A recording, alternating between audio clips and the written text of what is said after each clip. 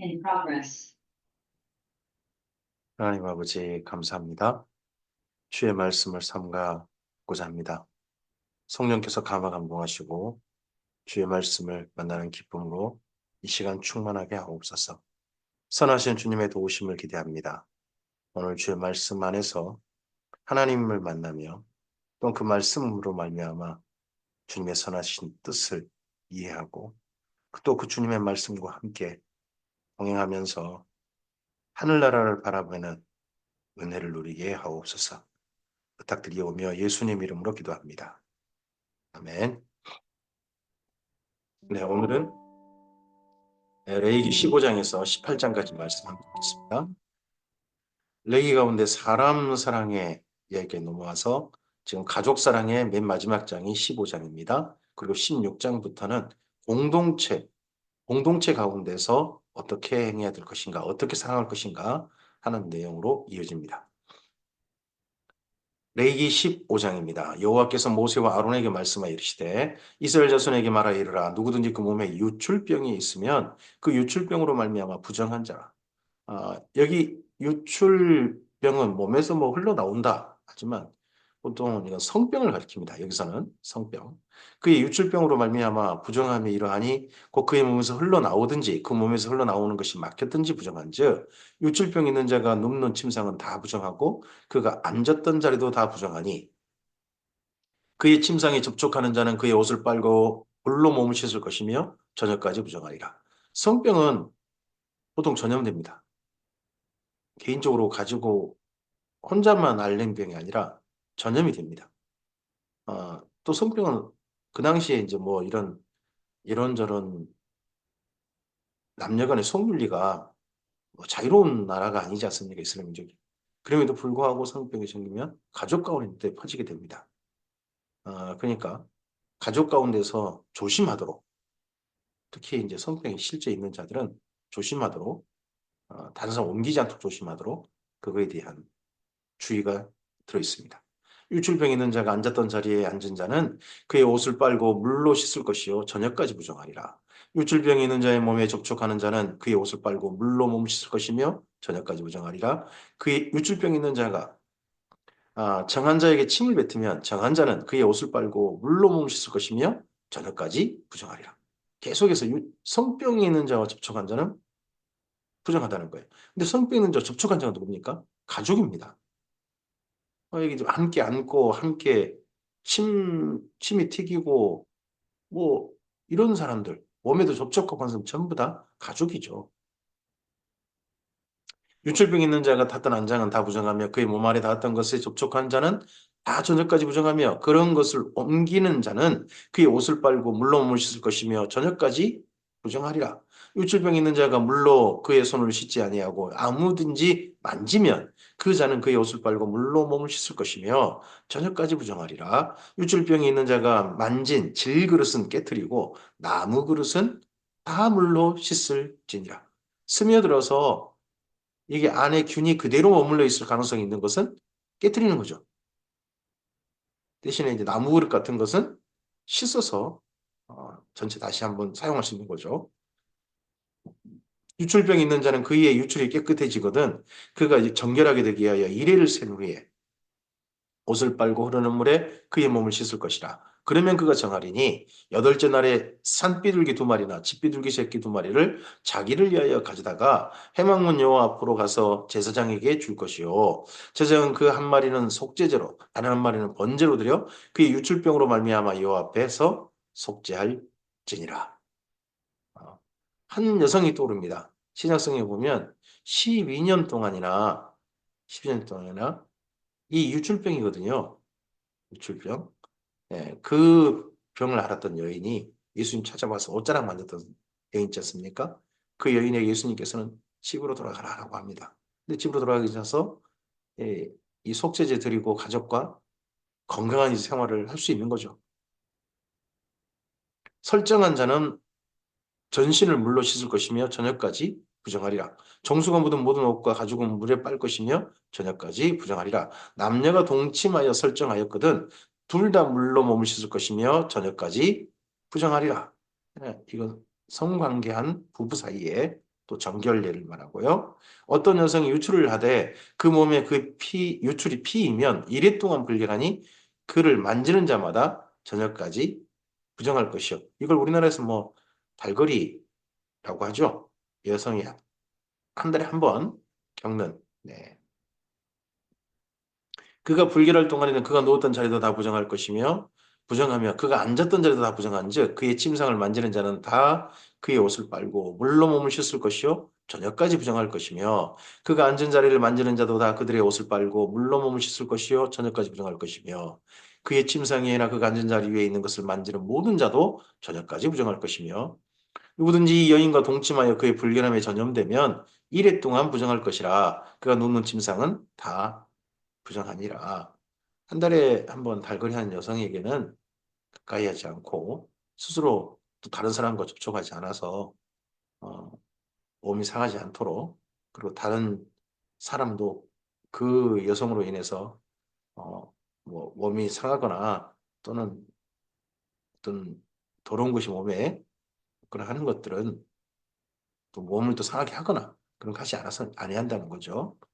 만일 여인의 피해 유출이 그의 불결기가 아닌데도 어, 한 달에 한 번 달거리 때 그때가 아닌데도 여러 날이 간다든지 그 유출이 그의 불결기를 지나도 계속되면 그 부정을 유출하는 모든 날 동안은 그 불결한 때와 같이 부정한즉 그의 유출이 있는 모든 날 동안에 그가 눕는 침상은 그에게 불결한 때의 침상과 같고 그가 앉은 모든 자리도 불정함이 불결할 때의 부정함과 부정과 같으니 그것들을 만지는 자는 다 부정한즉 그의 옷을 빨고 물로 몸을 씻을 것이며 저녁까지 부정할 것이요 그의 유출이 그치면 일일을 센 후에야 정하리니 일주일 동안 지켜봐야 한다는 거죠.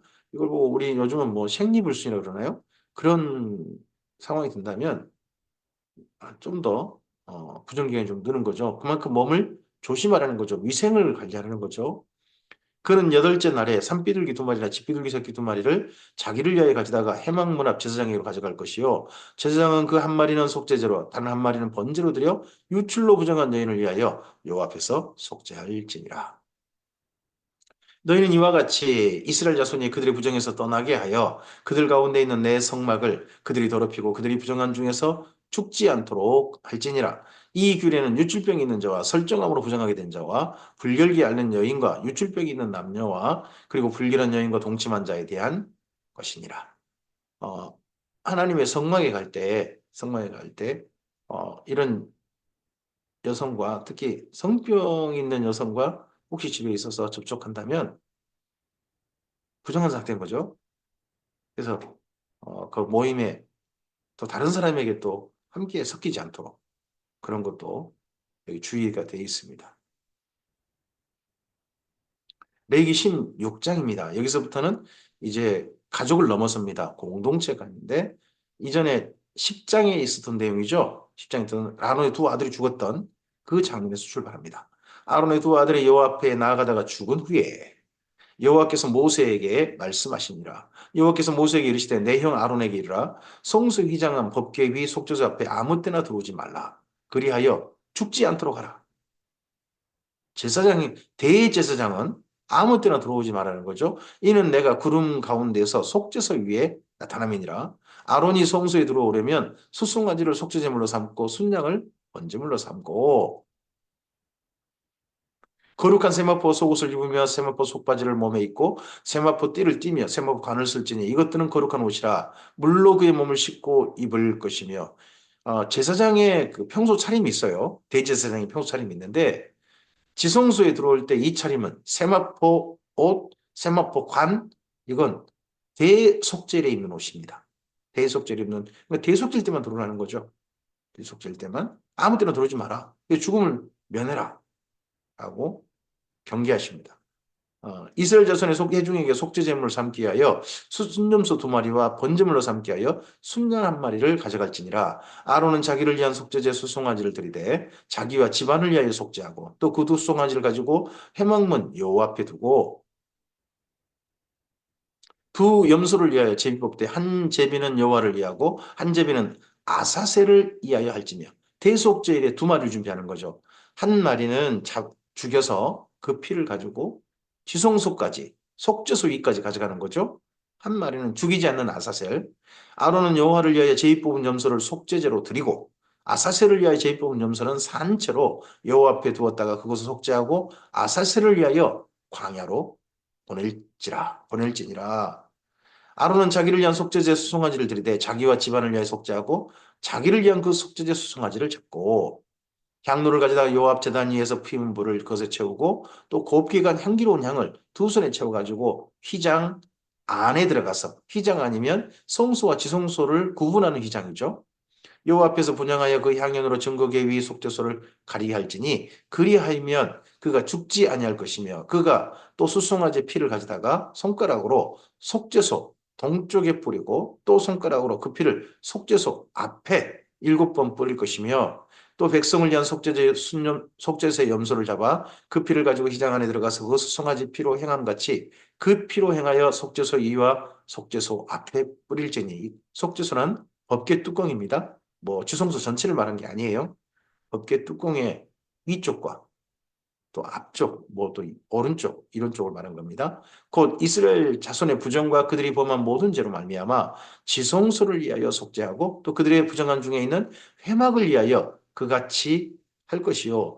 그는 여호와 앞 제단으로 나와서 그것을 위하여 속죄할지니 그 수송아지의 피와 염소의 피를 가져다가 제단 기퉁이 뿔들에 바르고 여기 여호와의 제단이란 번제단을 가리키는 것 같죠?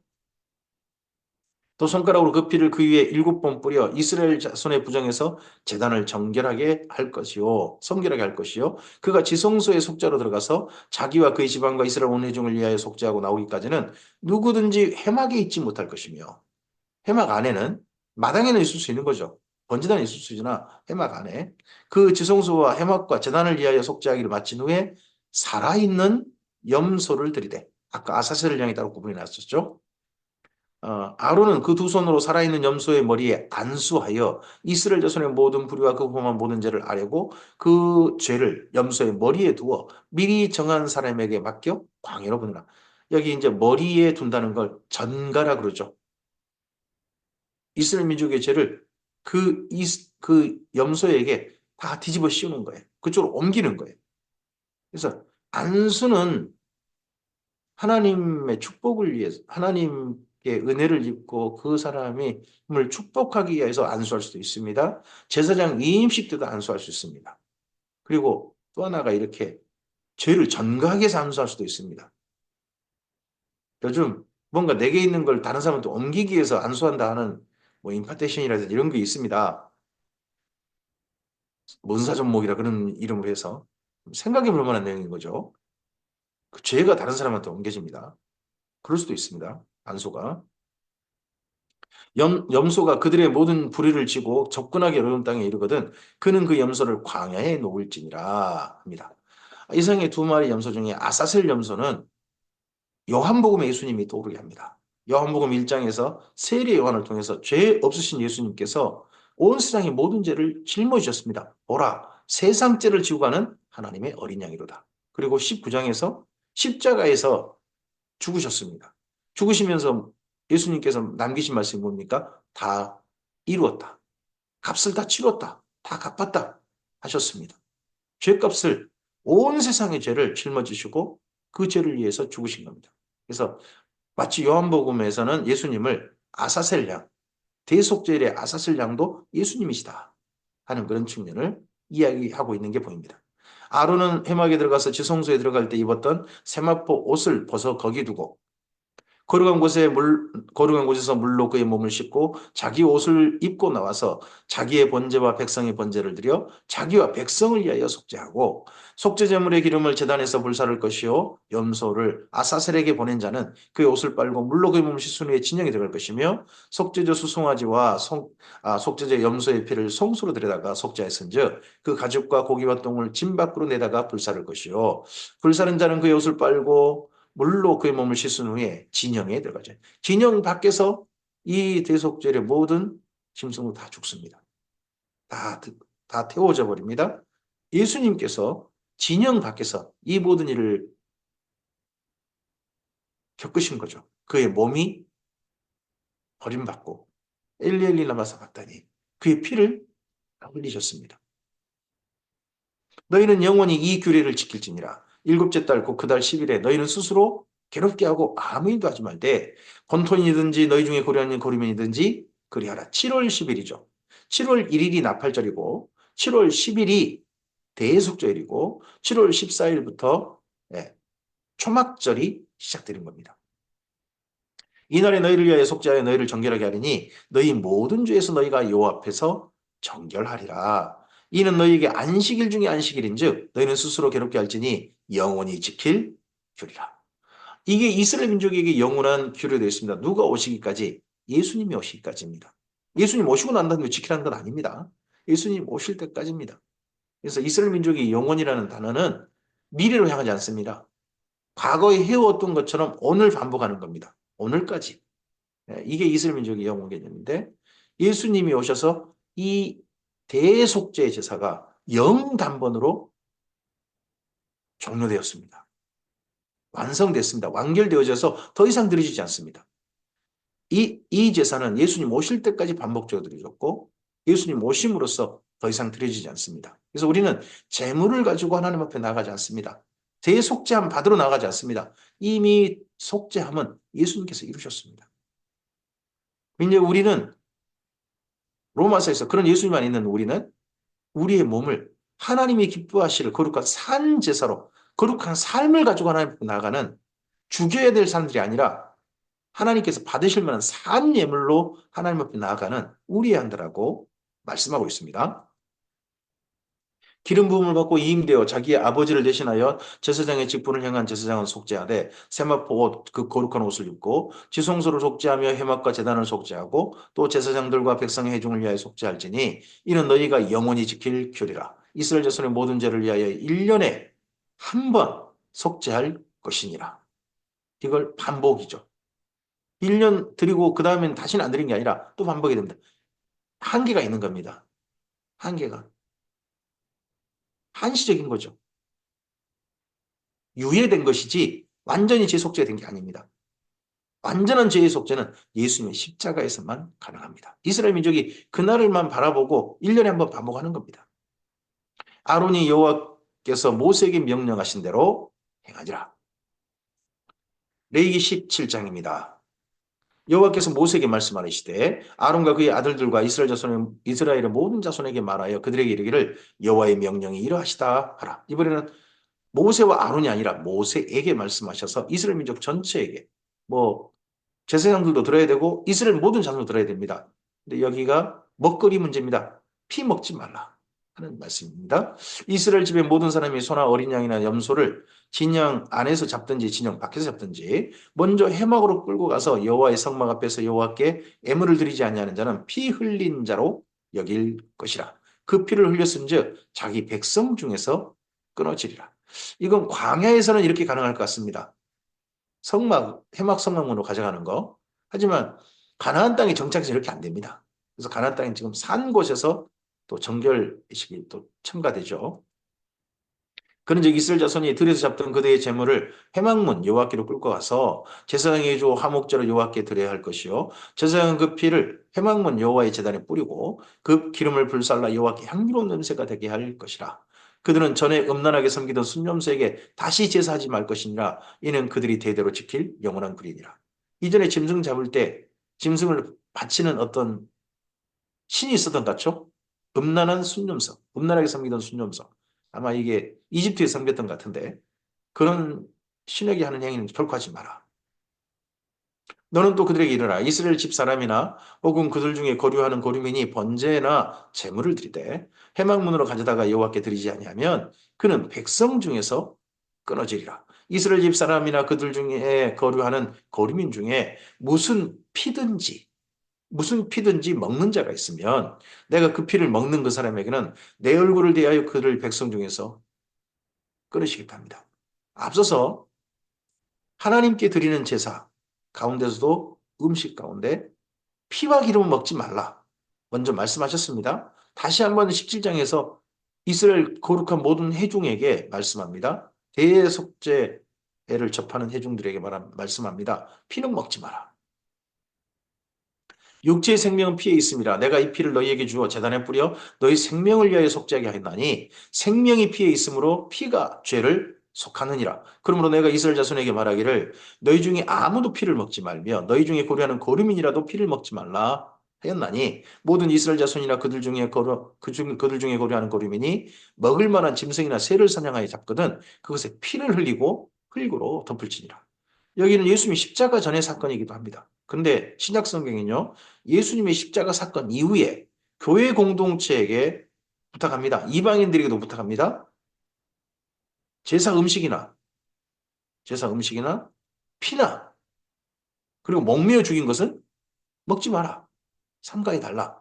라고 신약 성경에도 부탁합니다. 십자가 이후도 부탁을 해요. 십자가 사건 이후에도.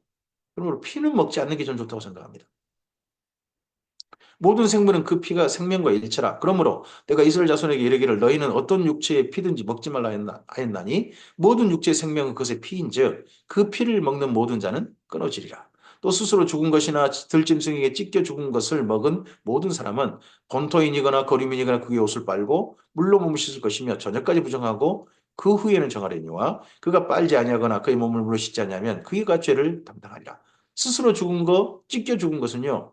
피가 그 고기에 스며들게 됩니다. 그 속에서 굳어버려요. 그래서 잡아가지고 피를 완전히 빼앗고 난 다음에 잡은 육류고기와 좀 다른 상태가 되는 거죠. 그래서 그 부분도 이렇게 또 정리한 걸로 보입니다. 레위기 18장입니다. 이제 이렇게 하나님 앞에 거룩한 공동체, 몸을 정결하게 하는, 몸을 건강하게 하는 공동체 된다면 성윤리가 건강해야 됩니다. 레위기 18장은 공동체의 성률입니다. 여호와께서 모세에게 말씀하시되 너는 이스라엘 자손에게 말하이르라 나는 여호와 너희 하나님이라 너희는 너희가 거주하던 애굽 땅의 풍속을 따르지 말며 내가 너희를 인도할 가나안 땅의 풍속과 규례도 행하지 말고 너희는 내 법도를 따르며 내 규례를 지켜 그대로 행하라 나는 너희 하나님 여호와니라. 여기 풍속, 법도, 규례 이게 18장 자세 18장 전체를 읽어보면 대부분 성률입니다. 너희는 내 규례와 법도를 지키라. 사람이 이를 행하면 그로 말미암아 살리라. 나는 여호와이니라. 각 사람은 자기의 살부치를 가까이 하여 그의 하체를 범하지 말라. 나는 여호와니라. 그의 어머니의 하체는 곧 내 아버지의 하체이니 너는 범하지 말라. 그는 내 어머니인즉 너는 그의 하체를 범하지 말라. 너는 내 아버지의 아내의 하체를 범하지 말라. 이는 내 아버지의 하체니라. 너는 내 자매고 내 아버지의 딸이나 내 어머니의 딸이나 집에서나 다른 곳에 출생했으면 막론하고 그들의 하체를 범하지 말라. 근친상간이라 그러죠. 그걸 금하셨습니다. 성윤리의 첫 번째는 근친상간하지 않는 겁니다. 성윤리는 첫 번째는 내 손녀나 내 외손녀의 하체를 범하지 말라. 이는 내 하체니라. 내 아버지의 아내가 내 어머니에게 낳은 딸은 내 누이니 너는 그의 하체를 범하지 말라. 말지니라. 너는 내 고모의 하체를 범하지 말라. 그는 내 아버지의 살부친이라. 너는 내 이모의 하체를 범하지 말라. 그는 내 어머니의 살부친이라. 전부 다 근친상간에 대한 내용이죠.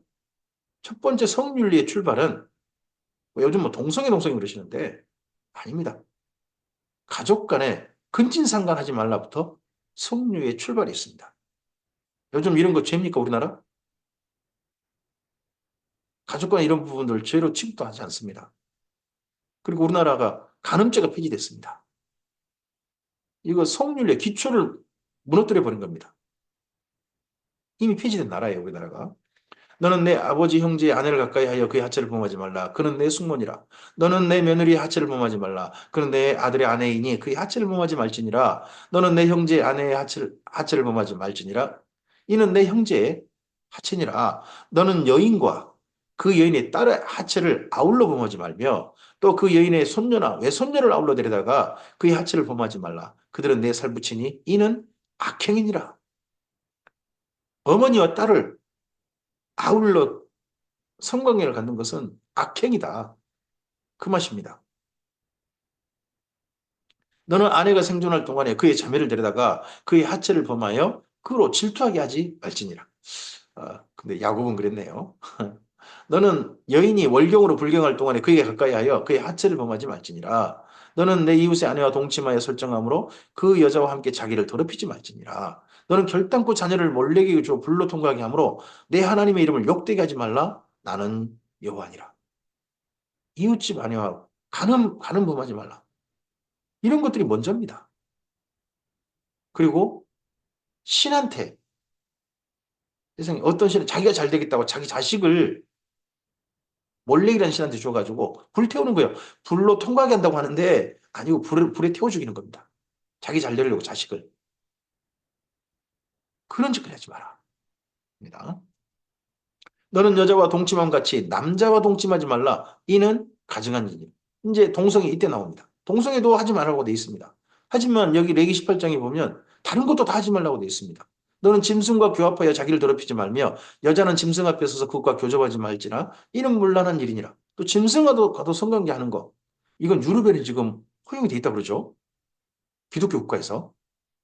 너희는 이 모든 일로 스스로 더럽히지 말라. 내가 너희 앞에 쫓아내는 족속들이 이 모든 일로 말미암아 더러워졌고 어디입니까? 가나안 족속입니다. 쫓아내는 족속들, 가나안 족속들 아닙니까? 성윤리가 망가진 족속들이라는 겁니다. 더러워진 겁니다. 그 땅도 더러워졌으므로 내가 그 악으로 말미암아 보라고 그 땅도 스스로 주민을 토해야 되느니라. 대한민국 땅이 이미 간음죄가 폐지됐습니다. 교회 안이 점점 성윤리가 망가지고 있습니다. 그러면서 그렇게 안 할 자신이 있으니까 동성애는 하지 말자고 하는 겁니까? 먼저 그러기 전에 여기 레위기 18장에 기초부터 하지 말아야 합니다. 거기서부터 이미 더러워지는 겁니다. 그러면 너희 동족이나 또는 너희 중에 거류하는 거류민이나 내 규례와 내 법도를 지키고 이런 가증한 일이 하나라도 행하지 말라. 너희가 전에 있던 그 땅 주민이 이 모든 가증한 일을 행하였고 그 땅도 더러워졌느니라. 너희도 더럽히면 그 땅이 너희가 있기 전 그 주민을 토함같이 너희를 토할까 하노라. 성윤리가 망가진 일곱 족속이 결국 토함받았다는 겁니다. 받을 거라는 겁니다. 이스라엘 민족도 장차 이렇게 이 가나안 일곱 족속처럼 성윤리가 무너지고 하면 통합받을 거라는 겁니다.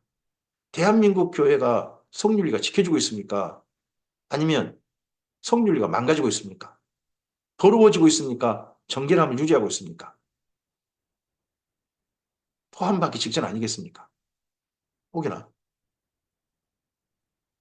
열기 18장 전체를 다시 한번 읽어보고 우리의 성윤리를 처음부터 무너뜨리지 않도록 잘 지켜야 할 것입니다.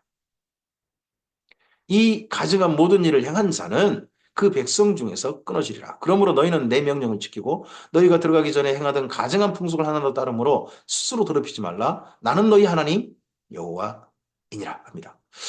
신약 성경에 보면 바울이 하나님의 나라를 교회 안에 들어왔다 할지라도 하나님의 나라를 유업으로 받지 못할 자들이 있다라고 경계합니다. 갈라디아에서 나오고 5장에 있죠. 그리고 고린도전서 6장에도 다시 한번 또 경계합니다. 이런 하나님의 유업을 받지 못한다 하는 그런 가운데 이를 음란을 행한 자, 성윤리를 망가뜨린 자들이 등장합니다.